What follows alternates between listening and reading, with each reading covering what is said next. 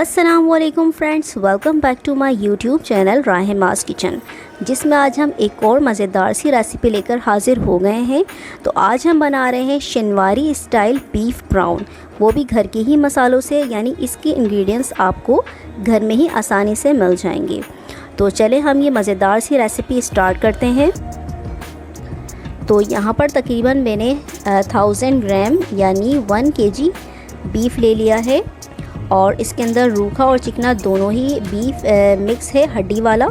کڑھائی میں تقریباً جو ہے وہ ہڈی والا بیف ہی اچھا لگتا ہے۔ اور اس کے بعد میں نے تقریباً 1 ٹیبل اسپون اس کے اندر سالٹ شامل کر دیا ہے۔ آپ اپنے ٹیسٹ کے اکارڈنگ اس کے اندر سالٹ شامل کریں گے۔ 2 ٹیبل اسپون کوکنگ آئل اور 1 ٹیبل اسپون کچا پپیتا شامل کیا ہے، اور یہاں پر تقریباً 2 گلاس پانی شامل کریں گے۔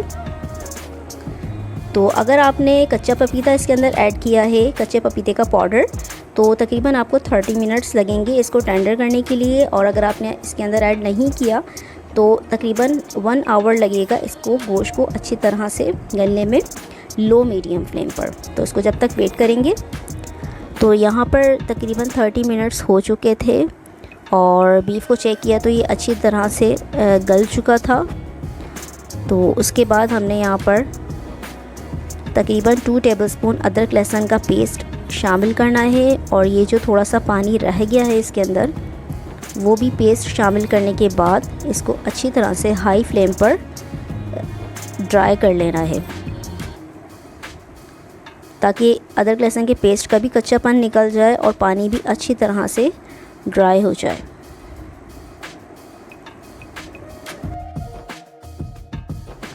تو جب پانی اس کے اندر اچھی طرح سے ڈرائی ہو جائے گا تو 2 ٹیبل اسپون کٹا ہوا دھنیا اور 2 ٹیبل اسپون کوکنگ آئل اس کے اندر شامل کر دینا ہے، اور مزید اس کو 2 منٹس تک ہائی فلیم پر بھوننا ہے۔ تو یہاں پر راہماز کچن کو جنہوں نے سبسکرائب نہیں کیا ہے تو مزیدار ریسیپیز دیکھنے کے لیے ہمارے چینل کو سبسکرائب کیجئے۔